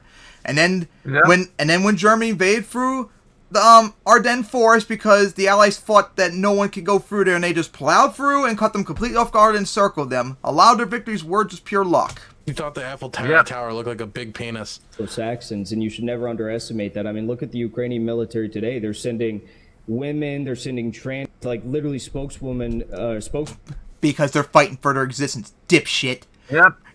Your glorious Soviet Union would do the exact same thing. Ukrainians and neo-Nazis. So what you think women? American-led CIA, George Soros Jewish coup, all turned all Ukrainians into neo-Nazis immediately. What, you think women and trans people don't want to fight for their country either? Are you just really that stupid, Dinkelberg? Like, come on! Russia did the exact same thing during World War II. Well, I'm not surprised. Person of the military is a trans. I know her. She's very nice. At least she was nice to me. And the Russian military... So they have an English-speaking spokesperson who is trans. Therefore, the Ukrainian military is a trans military. I've met, I think, 2... Dinkelberg, you do realize that they're speaking English because who is the main supporter of them? English-speaking countries! You idiot! Exactly. Come on! Seriously! People it's so simple! Ukraine that are trans. 2. You do know... Well, you should know this since you're American, that English is basically the de facto language in the world because of America. Like, come on! Yep. It would have to be a really undercover, a real undercover. There's a reason why English is the most widely spoken language in the world. If those 2 people were really like 10% of the country, there's just not enough trans people to do that in this country. There just aren't. I wonder if he thinks the people that that Dylan got in that video going after Hassan, if you remember, I gave it to you last week. I bet he thinks they're all trans now too. Probably. This is all bizarre nonsense. I don't know if he just got this off of message Yeah. boards or just watched like a YouTube video or what kind of crazy ass fan fiction he's reading. But it seems like Jackson Hinkle has just straight up adopted an alternative version of history. All about getting that grift money. You know, there's a lot of alt history Yep. YouTubers. Just the way he's going, I wouldn't be surprised. Jackson Oh Hinkle no, is like we an already. alt He is a history full-blown YouTuber Nazi already. who Come just on, we believes don't in need the to wait any longer. We know he becomes is. True. I wouldn't be surprised in his Palestinian grift recently if he's gone hardcore anti-Semitic. Oh wait, no, he already has. He's talked about globalists, George Soros, cultural bullshit. No, cultural Marxists and all that. He's done all the buzzwords, so he's already there. And even for Sneeko, this is too much. He's like, come on. Because Sneeko's like, I don't know, man. I thought Hitler was kind of based. Now he's saying he's gay, and then Jackson's like, no, he wasn't based. He was too gay. You got to go to base Stalin. Just a normal American political conversation. Oh my gosh, Hinkleberg. Hinkleberg, you are the most saddest grifter I have ever seen. And I thought Crowder the last few years has been bad. Oh my god. Oh my goodness, how much you changed in just a few years. So yeah, what are you gonna say about that? Were you convinced that Hitler was gay now? Did you find the evidence convincing? Nope. I don't think so either. I guess once again, another idiot has yet to prove that Hitler was gay. And all that. So what do you gotta say about Dinkelberg being a grifter? Oh my gosh, that was hilarious. He's the saddest, he's the saddest grifter there is. And like I said, people, because there will probably be a time where he tries to grift back into the left, he cannot and must not ever be welcomed ever again. He had his moment, and he fucking blew it, and all that. He is a dipshit that deserves no welcome in the left whatsoever. He's a grifter and always will be. And a Nazi too. Alright guys, so that covers all the topics. So yay! At least it was at least we can laugh at something funny to wrap up the episode. Alright, so see you guys next time for episode 91.